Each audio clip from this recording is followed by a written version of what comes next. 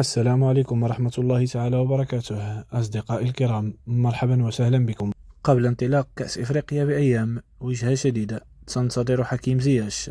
من الممكن أن لا يطول بقاء حكيم زياش لاعب الدولي المغربي في فريقه الحالي غالاتاساراي التركي، حيث يلعب على سبيل الإعارة من نادي تشيلسي الإنجليزي، بحكم أنه مرشح بارز للانتقال إلى فريق روما الإيطالي أو إلى أحد أندية الدوري السعودي. واستنادا لما ذكرته صحيفة الصباح التركية، فإن حكيم زياش يعد المرشح الأول بديلا محتملا للأرجنتيني باولو ديبالا في فريق روما الإيطالي، مشيرا إلى أنه من غير المستبعد أن يغادر النادي في فترة الانتقالات الشتوية. وتابعت الصحيفة أن نادي روما أعد عرضا يتراوح ما بين 5 و8 ملايين أورو لشراء عقد زياش من فريق تشيلسي الإنجليزي، مشيرة إلى أن نادي غالاتاساراي يملك أحقية شراء عقد اللاعب والاحتفاظ به في صفوف النادي في حال قدم عرضا جيدا. ومنذ انتقال زياش إلى نادي غالاتاساراي التركي في فترة انتقالات الصيفية الأخيرة،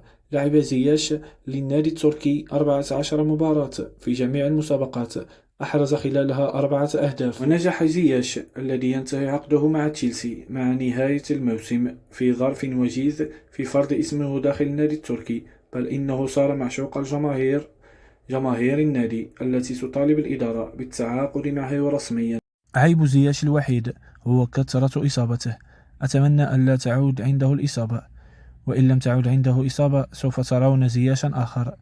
أثق في هذا اللاعب كثيرا. أتمنى أن يبذل قصارى جهده مع المنتخب الوطني في كأس إفريقيا، وبعدها لكل حادث حديث. السلام عليكم.